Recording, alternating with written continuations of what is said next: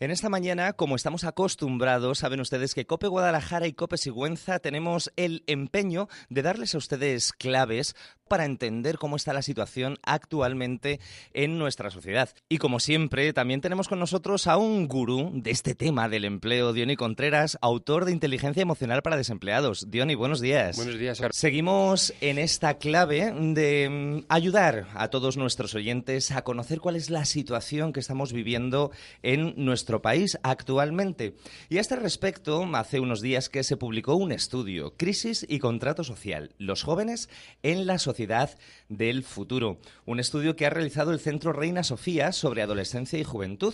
Es un centro privado independiente, promovido por FAD, gracias al apoyo del Banco Santander de Telefónica. Y en esta mañana tenemos con nosotros al director general de FAD, Ignacio Calderón. Buenos días. Hola, buenos días. Parece que nos sorprende un poquito que FAD haya encargado un estudio como este. ¿Nos puede contar por qué? Bueno, realmente la sorpresa sería que la FAD que cree un centro como el Reina Sofía sobre adolescencia y juventud puede tener el sentido que realmente tiene.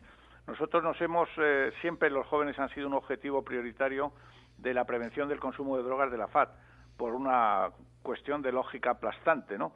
Y en ese trabajo nos hemos ido dando cuenta que los factores que influyen en eso tienen mucho que ver con el estilo de vida, con el contexto social, con las circunstancias, aparte de lo individual, con las circunstancias que de alguna manera rodean a cada persona. En el año 2011 cambiamos ya la misión de la FAD y establecimos que era la prevención del consumo de drogas y otras conductas de riesgo que incidan e influyan en el desarrollo personal y social de los adolescentes y jóvenes. Por lo tanto, creamos ese centro porque entendemos que tenemos que conocer en profundidad todos los factores que les influyen, lo que piensan, lo que quieren, lo que necesitan, lo que sufren, lo que pueden aportar, todo para poder ayudar en el desarrollo personal y social de los adolescentes y jóvenes. Evidentemente eso trasciende el tema de consumo de drogas a otro campo mucho más amplio, pero nosotros lo hemos hecho por esa razón. Sí, don Ignacio, ¿qué panorama tiene la juventud actualmente? El otro día, leyendo el estudio, veíamos que el 80% de los jóvenes asumen ya que en los próximos años pues dependerán de sus padres. ¿Qué consecuencias puede tener esto en nuestros jóvenes, en su desarrollo emocional, en su desarrollo psicológico, el depender de los padres o, bueno, un poco la desolación con la que parece que enfrentan ellos el futuro? Pues en este momento, efectivamente, los jóvenes, evidentemente yo creo que también los adultos, están confusos, están desorientados, tienen una visión frustrante del futuro porque cuando miran, pues más que todo lo que ven, todo lo que oyen, es realmente bastante catastrófico. Los datos que se manejan sobre el empleo entre jóvenes son cifras que nunca han existido en este país, como que estamos cerca de un 60%, y no ven, a pesar de que ahora ya se empieza a hablar de que efectivamente se empieza a ver la luz, ¿no? Entonces, ellos, por un lado, y además eso la investigación esta lo recoge bien, cuando hablan en la visión global que tienen, es muy mala. Cuando hablan desde su posición personal, mejora bastante, porque evidentemente, aunque tengamos, creo que es cerca de un 26% de paro, un 25 y pico, pues también tenemos un 75% de gente que tiene trabajo. Entonces, cuando les preguntas por el global, todo el mundo dice, bueno, esto es terrible, la situación, no vemos futuro, no se ven expectativas, no sabemos cómo va a salir esto, y bueno, ¿y tú qué tal? Bueno, yo me voy defendiendo. Hombre, está claro que si hablas con un señor, un chico que está sin trabajo desde hace 3 años y que lo busca y no lo encuentra, pues ese lo verá peor, pero en porcentaje hay muchos que están ahí, ¿no?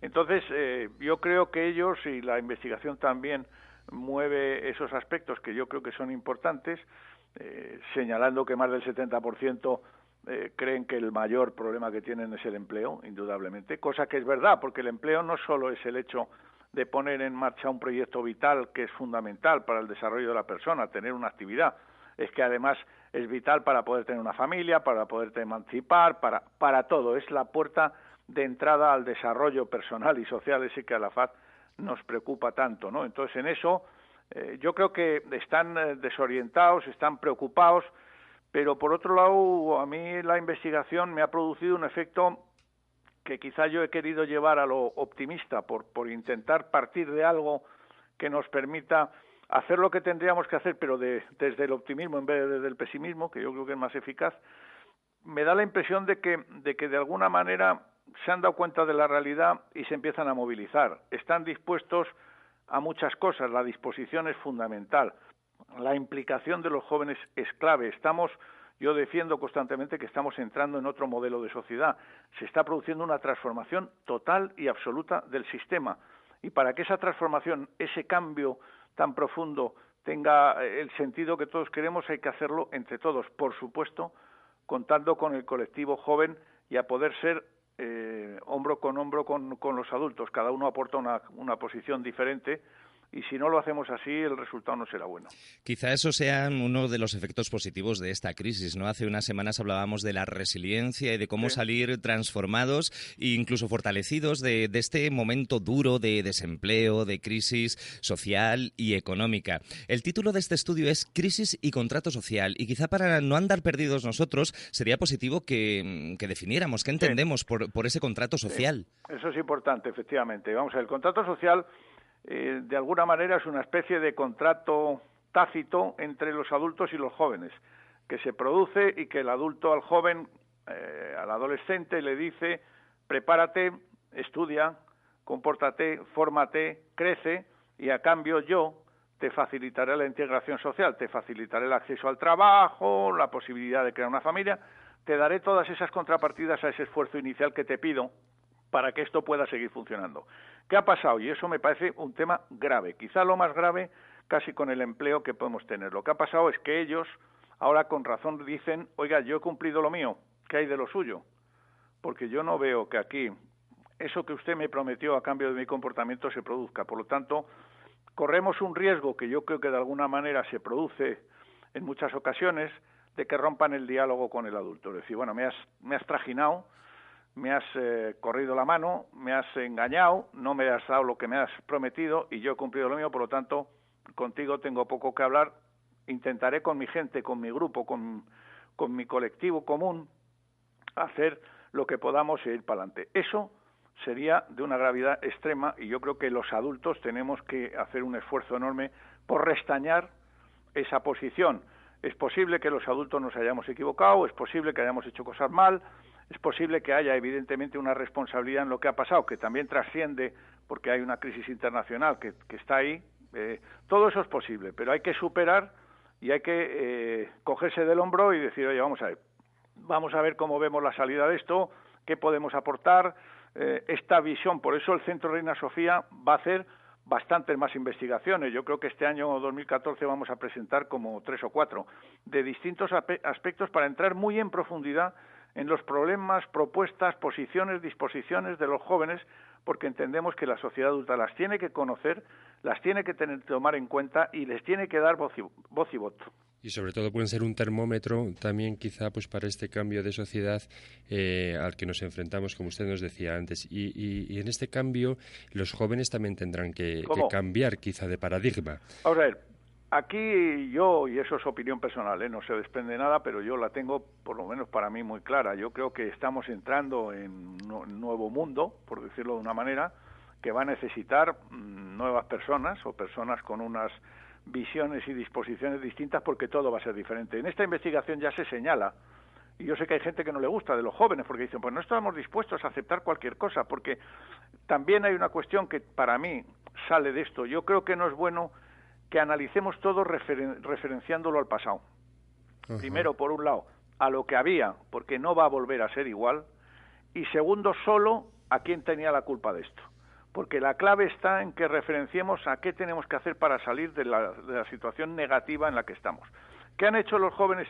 En mi opinión, que tiene mucho valor, han entendido la situación y aceptan, por ejemplo, en el tema del empleo, pues se ha roto la tríada de salarios, la tríada de la movilidad geográfica y la de la formación. Es decir, hoy aceptan salarios que hace unos años hubieran dicho de eso: yo por ese dinero no me levanto ni de la cama.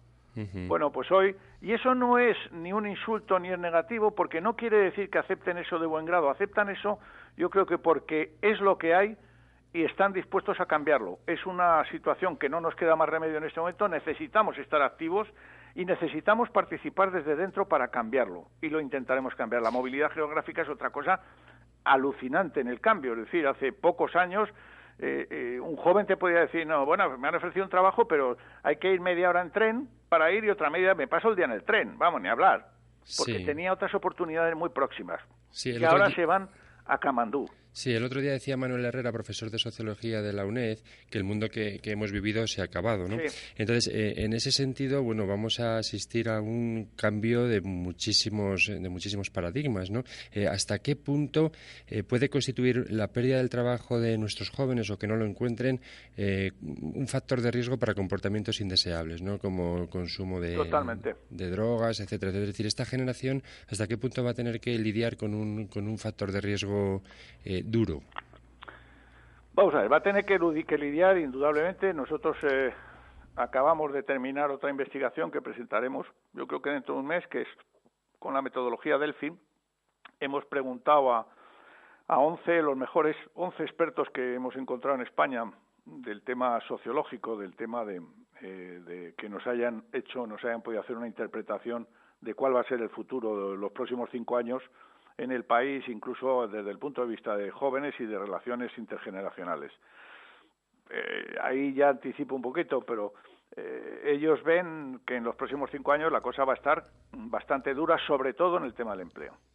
Quiere decir que los jóvenes, y que va a haber jóvenes que el paso del tiempo les va llevando a territorio mucho más complicado. No es lo mismo un joven que tiene 24 años o 22 y que se va a plantar en 26 o no sé qué, que uno que se va a plantar en 30 o dentro de 5 o en 32, y que con 32 se da cuenta de que no ha hecho nada, de que no ha empezado, y que le pueda empezar a preocupar pues desde cómo va a generar sus derechos pasivos, toda una complejidad que yo creo que mejor casi no pensarla, porque lo que hay que intentar es estar en lo activo, y sobre todo, que también lo apunta la investigación esta actual, la de crisis, en participar en el cambio, estar ahí y decir, no, nosotros queremos opinar, hay muchas cosas que no nos gustan, que no nos han gustado y no queremos que se repitan, queremos ayudar a construir un modelo en el que podamos estar todos conviviendo y que lo podamos hacer desde un planteamiento en el que incluso tomemos en cuenta el riesgo. Hemos vivido una época en la que no se han medido los riesgos de que esto pudiera acabarse porque se tenía que acabar,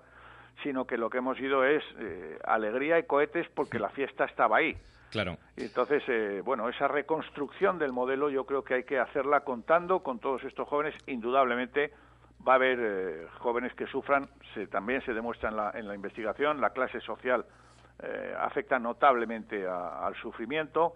Las personas que tienen una clase más baja tienen muchas menos posibilidades de incorporarse al mundo activo laboral, etcétera, etcétera. Todo eso está ahí y todo eso hay que contemplarlo para construir un modelo en el que se corrija en todo lo posible los daños que podamos corregir. Uno de los aspectos que a mí me preocupa personalmente al hablar de esto del contrato social y que, pues los jóvenes, ese contrato tácito, pues establecía que los jóvenes estudiaban y a cambio conseguían un trabajo. Al no conseguir trabajo, que se relajen en el tema formativo, y así también parece que las clases sociales van un poco unidas al tema de la formación, ¿no? Al no tener formación, se vaya estableciendo una distancia entre las clases sociales. ¿Puede ser eso algo de lo que estemos viviendo hoy en día? Sí, vamos a ver, el tema de la formación es un tema curioso, como tú señalas, porque está claro que en este momento los jóvenes están valorando mucho el tema de la formación. Yo creo que hay una doble interpretación. Por un lado, que estaría muy bien por entender que cuanto mejor formados estén, más posibilidades tienen de conseguir un empleo. Y por otro lado, que es decir, no tengo nada que hacer, pues por lo menos me voy a preparar, porque la otra alternativa es sentarme con una guitarra en el parque. Y que también es interesante y bonito. Es muy interesante si uno está dispuesto a ir por ese camino. Exacto. Y yo espero que en el cambio de modelo haya muchos que vayan por esos caminos, pero si no estás en esa idea, lo vas a tener complicado. Pero eso que tú dices, que es muy cierto, si te fijas, ha pasado también en la época de la gran bonanza económica, que muchos rompieron su proceso formativo porque les ofrecían mucho dinero trabajando, porque había trabajo a destajo. Y entonces se produjo, no olvidemos que hemos salido de una época con un fracaso escolar en este país de un 31%. ¿Por qué? Porque la construcción, que tiraba muchísimo, por ejemplo, pues ofrecía sueldos a gente muy joven importantes, y la gente abandonó y se fue a eso. Esa gente hoy tiene un problema inmenso, porque no tiene ni formación ni trabajo. Nosotros miramos con esperanza esta realidad que estamos viviendo, sí, un momento duro que estamos atravesando, pero que confiamos que va a ser transformador y positivo para nuestra sociedad. Hemos hablado en esta mañana con el director general de FAD, de la Fundación de Ayuda contra la Drogadicción, Ignacio Calderón. Muchísimas gracias por permitirnos compartir con usted este ratito. Muchas gracias para vosotros, que para mí ha sido un placer.